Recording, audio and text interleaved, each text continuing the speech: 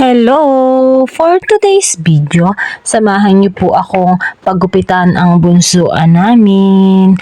Alam niyo guys, dati kapag pinapagupitan namin siya, nasa bahay pa lang ay umiiyak na. Pero ngayon, siya na mismo yung nagsasabi na, Mami, Daddy, papagupit po ako. At ayan po, gumayak na po ako dahil papasok muna po ang amin pong baby sa school. At pagkatapos po niyang pumasok, tsaka pa lang po kami pupunta sa pagupitan. At ayan nga po, uwian na po siya kaya naglalakad na po kami papunta sa pagupitan. At dyan po ay malapit na po yung lagi niyang pinagupitan at ento na po kami. Ayun, pasilip-silip pa si baby.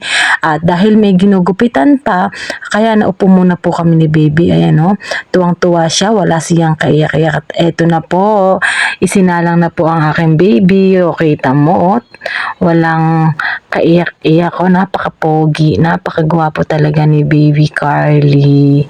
Masunuring bata, apakabait na niya pagka ginugupitan, hindi katulad dati na talagang hirap na hirap yung nagugupit.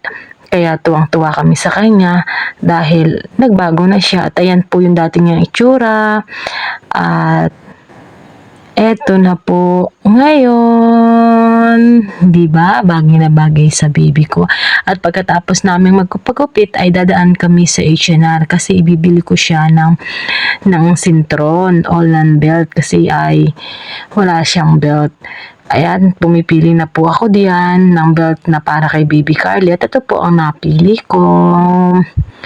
At nung nakapili po na po ako, nagulat po ako kasi paikot-ikot siya. Nung po pala ay may hinahanap siya. May hinahanap siyang laruan at ayun po, nakita na niya ang kanyang hinahanap. Gusto daw po niya ng laruang baril. Ayan po, tuwang-tuwa po ako dyan kasi napaka-cute.